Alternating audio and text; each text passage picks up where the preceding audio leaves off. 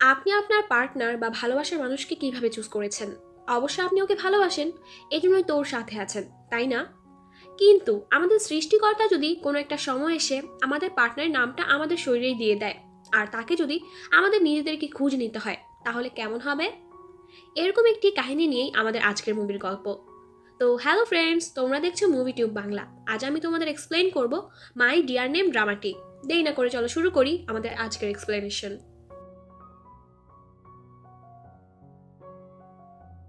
গল্পটির শুরুতেই আমরা আমাদের কাহিনীর ফিমেল লিডকে দেখতে পাই, যার নাম হচ্ছে জিও। জিও 16 বছর বয়সে ওর সোলমেট বা পার্টনারের নাম চলে এসেছিল, যেটা ছিল ইউনজে। তো ও এখন থেকেই ওর সোলমেটকে খুঁজতে শুরু করে দিয়েছিল, কিন্তু 5 বছর পরও ওর সোলমেটকে খুঁজে পায়নি। আসলে মুভির কাহিনী মতে এই দুনিয়াতে দুই ধরনের লোক আছে। এক হচ্ছে নেমড, মানে তাদের শরীরে যে কোনো সময়ই তাদের সোলমেটের নাম চলে আসে। দুই হচ্ছে আননেমড, যাদের শরীরে কখনো তাদের সোলমেটের নাম আসে না। অ্যান্ড যখনই কোনো নেমড লোক তার সোলমেটের আশেপাশে থাকে, তাদের সেই নামটা চমকে ওঠে। জিউ একজন আর্ট স্টুডেন্ট, ওর বেস্ট ফ্রেন্ডের নাম হচ্ছে সাইরম, আরও একটা ক্লাসমেটও আছে জুসাং। এরপর আমরা ইউনজাইকে দেখি, যে আমাদের এই কাহিনীর মেল লিড। ও ফটোগ্রাফি করতে অনেক বেশি পছন্দ করে। ওর একটা ফ্রেন্ডও আছে, যার নাম হচ্ছে হ্যান। কলেজে জিউ ওর বেস্ট ফ্রেন্ডের সাথে চ্যাট করতে করতে ভুলে ছেলেদের ওয়াশরুমে ঢুকে পড়ে।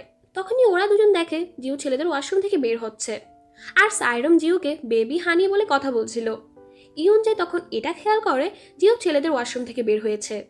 সাইরামের রিসেন্টলি ব্রেকআপ হয়ে গেছে, এমনকি ও নেমডও ছিল না। এটা নিয়েও সাইরাম অনেক বেশি ডিপ্রেশনে ছিল যে ওর কোনো বয়ফ্রেন্ডই নেই। তখন জিউ বলে, তোমরা দুজন ডেট করলেই তো পারো, তোমাদের দুজনকে একসাথে অনেক সুন্দর লাগে।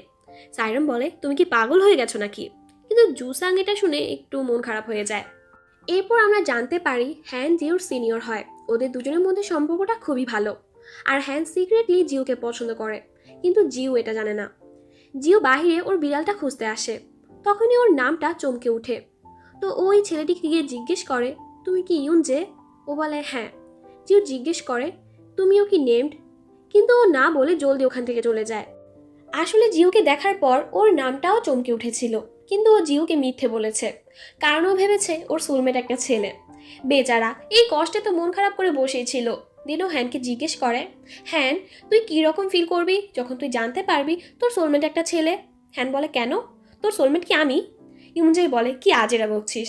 হ্যান বলে, যদি এরকমটা হয় আমাকে আগে বলে দিস, যেন আমি নিজেকে রেডি করে নিতে পারি। এদিকে জিউ সাইরমকে সব বলছিল, কিন্তু ও তো আননেমড। সাইরম বলে, যদি এরকমটাই হতো তাহলে তোর নামটা কেন চমকে উঠলো? আমাদেরকে ওর শরীরটা চেক করতে হবে।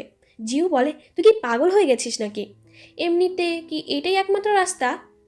তখনই ইউন যায় হ্যানের বলা অ্যাড্রেসে আসে, কারণ ও ভাড়ার জন্য একটা রুম খুঁজছিল।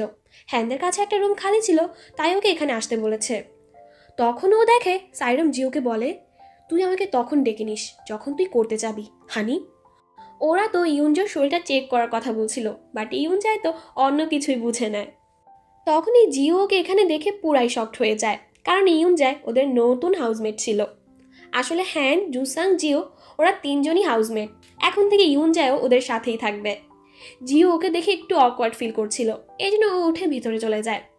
যখন ইউনজাই সাইরামের ব্যাপারে জুসাংকে জিজ্ঞেস করে, জুসাং বলে ও তো এখানে থাকে না, কিন্তু প্রায় সময়ই ও জিওর সাথে দেখা করতে আসে।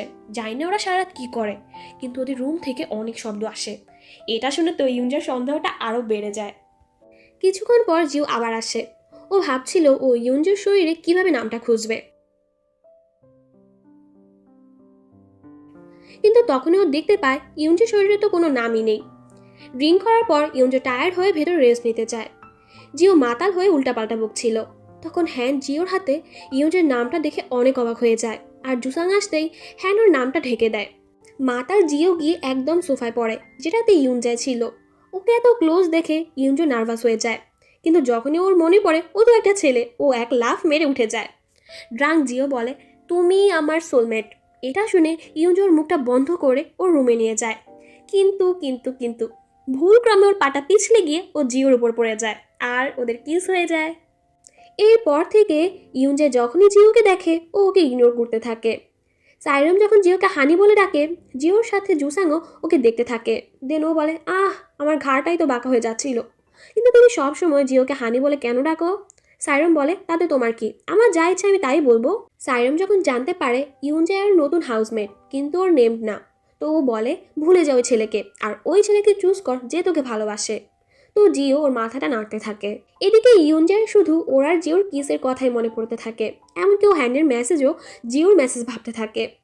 ইউনজাই ওকে ইগনোর করছে দেখে জিওর তো অনেক রাগ হচ্ছিল, কিন্তু এখন তো ইউনজাই জিওর প্রতি অ্যাট্রাক্টেড ফিল করছিল।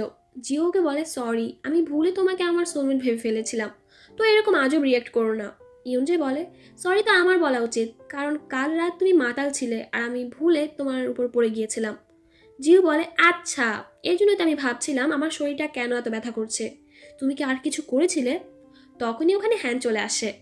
যখন হ্যান্ড জোর করে জিওর ড্রিঙ্কটা খেতে নিচ্ছিল, ওদের এত ক্লোজ দেখে তো ইউনজাই জেলাসিতে ওদের থামিয়ে ফেলে। দুজনই ওর দিকে তাকায়। ওদের এভাবে তাকিয়ে থাকতে দেখে ও বলে, সব জায়গায় জার্মস আছে, আর বাহানা বানিয়ে ওখান থেকে চলে যায়। জিও বলে, জার্মস? ও কি মাত্র আমাকে জার্মস বললো? এরপর ও যখন জিওকে ঘুমাতে দেখছিল, ওর ক্লোজ হতেই ওর হার্টবিট ফাস্ট হতে থাকে। জিও উঠে ওকে দেখতেই থাকে। দেন জিওকে জিজ্ঞেস করে, তুমি কিভাবে আমাকে খুঁজে নিলে?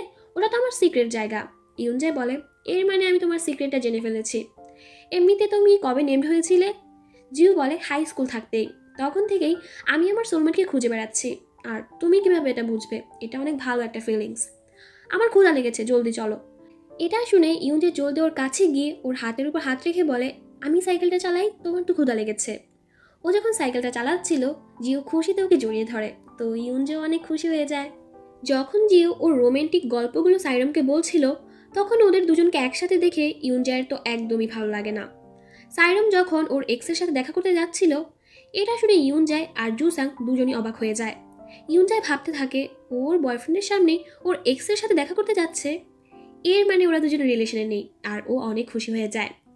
সাইরমকে যেতে দেখে জুসাং ওকে ওর এক্সের কাছে যেতে নিষেধ করে। সাইরম বলে, এর থেকে তো ভালো হতো আমি যদি নেমড হতাম, তাহলে আমার আর আমার বয়ফ্রেন্ডকে খুঁজতে হতো না। সোলমেট খোঁজা তো এর থেকে কত সহজ। জুসাং বলে, হতেও পারে তোমাকে পছন্দ করে এমন কেউ তোমার আশেপাশেই আছে, তোমার শুধু ওকে খোঁজা উচিত। সাইরম বলে, তোমার কথার মানে কি, আরেকবার বলো তো। কিন্তু জুসাং ওকে কিছু না বলেই উঠে চলে যেতে থাকে। বাসায় ও জিওকে ঘুমাতে দেখে ইউনজায়ও ওর ইয়ারফোনটা লাগিয়ে ওকে দেখতে থাকে, কিন্তু জিও তো ঘুমায়নি। ও উঠে দেখতে থাকে। ইউনজে বলে, আমার ওই গানটা খুবই পছন্দ। দুজনেই স্মাইল করতে থাকে, কিন্তু ওদের দুজনকে এভাবে দেখে হ্যানের মনটা অনেক খারাপ হয়ে যায়। এরপর রাতের বেলা হ্যান ইউনজাকে বলে, আমি ওই মেয়েকে খুব জলদি কনফেস করতে যাচ্ছি যাকে আমি পছন্দ করি, কিন্তু ওই মেয়েটার নাম বলে না। ইউনজাই বলে, আমিও একজনকে কনফেস করতে যাচ্ছি, কিন্তু ও একটা ছেলে। এটা শুনে হ্যান তো পুরাই শক। ও বলে, এর মানে ও জিওকে ছেলে ভাবছে। পরের দিন ক্লাস শেষে ইউনজে ওর কাজে হেল্প করছিল। যখন জিওর শার্টটা পরে যায়, ইউনজে ওটা তুলে ওর কোমরে বেঁধে দেয়। এতে তো আমাদের জিওর হার্টবিটটা অনেক ফাস্ট হতে থাকে। ও ইউনজাকে কিছু বলতে যাচ্ছিল, তখন ইউনজে ওকে বলে, যদি কোনো ছেলে ছেলেকে পছন্দ করে এতে তুমি কি ভাবো? এটা শুনে তো জিও পুরাই শকড হয়ে যায়।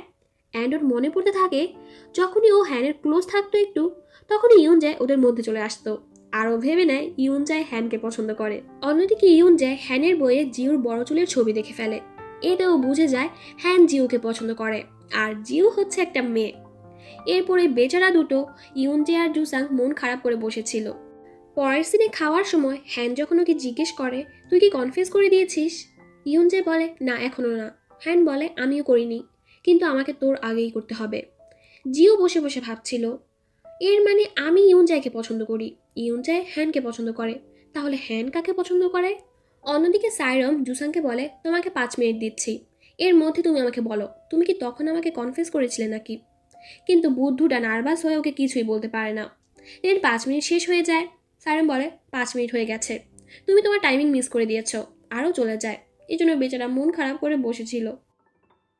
জিও বাসায় ছিল না, বাইরে বৃষ্টি হতে যাচ্ছিল, এই জন্য ইউনজাই জলদি ছাতা নিয়ে বের হয়ে যায়। এদিকে জিও হ্যানকে বলে, আমি যাকে পছন্দ করি ও একটা ছেলেকে পছন্দ করে। এটা শুনে হ্যান সব বুঝে যায়। ও বলে, কিন্তু আমি কোনো ছেলেকে পছন্দ করি না, আমি তোমাকে পছন্দ করি। জিও তো এটা শুনে অনেক অবাক হয়ে যায়। ইউনজা এসে ওদের দুজনকে একসাথে দেখে ওখান থেকে চলে যায়। জিও বলে, আমি নেমড। হ্যান বলে, এর মানে তুমি ইউনজাকে এই জন্য পছন্দ করো কারণ ও তোমার সোলমেট? যদি আমারও তোমার নাম থাকে তুমি কি আমাকেও পছন্দ করবে?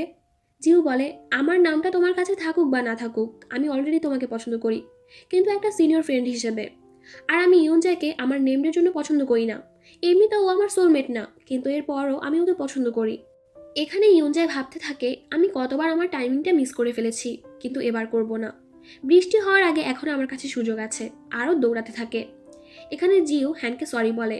দেন হ্যান ওকে সব সত্যিটা বলে দেয় যে ইউনজে আমাকে না তোমাকে পছন্দ করে। জিও ভাবতে থাকে এর মানে ইউনজেই আমার সোলমেট। তখনই ওখানে ইউনজে চলে আসে আর ওকে বলে আমি তোমাকে পছন্দ করি, আসলে আমিও নেমড, সরি আমি তোমাকে আগে বলিনি। জিও তখন ওর নেমড হাতটা পিছনে লুকিয়ে বলে কিন্তু এখন আর আমি নেমড নেই, তুমি কি এখন আমাকে পছন্দ করবে? ও বলে হ্যাঁ, কারণ আমার তোমাকে পছন্দ করার এটা কারণ ছিল না। এটা শুনে তো জিও খুশি হয়ে ওকে কিসই করে ফেলে। তো ইউনজেও ওকে কিস ব্যাক করে। এরপর আমাদের দেখানো হয় ওদের আসলে হাই স্কুল থাকার সময়ই একজন আরেকজনের সাথে দেখা হয়ে গিয়েছিল, কিন্তু একটা অচেনা মানুষের মতো। ওই সময় জিও ওর ড্রয়িংও করেছিল আর ইউনজে ওর ছায়ার পিকও তুলেছিল। এখানে সাইরাম জুসাংকে কনফেস করার জন্য আবারও 5 মিনিট দেয়, কিন্তু জুসাং এখনও কাঁপতে কাঁপতে কিছুই বলতে পারে না। তো সাইরাম নিজে ওকে ডেটের জন্য জিজ্ঞেস করে ফেলে। এটা শুনে তো খুশিতে লাফাতে থাকে। সাইরাম বলে তুমি তো এখনও কোনো জবাবই দাওনি। তো জুসাং ইয়েস বলে ওকে কিস করে। সাইরাম বলে চলো আরেকবার করি। এখন ওরা সবাই হ্যাপি কাপল হয়ে গেছে। আর হ্যান এখনও জিউর ফ্রেন্ড ছিল, মানে বেচারা হ্যান এখনও সিঙ্গেলই ছিল। যাই হোক, ওদের এত কিউট মোমেন্টের সাথে গল্পটির এখানেই হ্যাপি এন্ডিং হয়ে যায়। গল্পটি তোমাদের কাছে কেমন লাগলো তা কিন্তু অবশ্যই আমাকে কমেন্ট করে জানাবে। আর আমার ভিডিওগুলো ভালো লাগলে আমার চ্যানেলটিকে সাবস্ক্রাইব করে দিও। সবাই ভালো থাকো, আজকের জন্য এখানেই টাটা।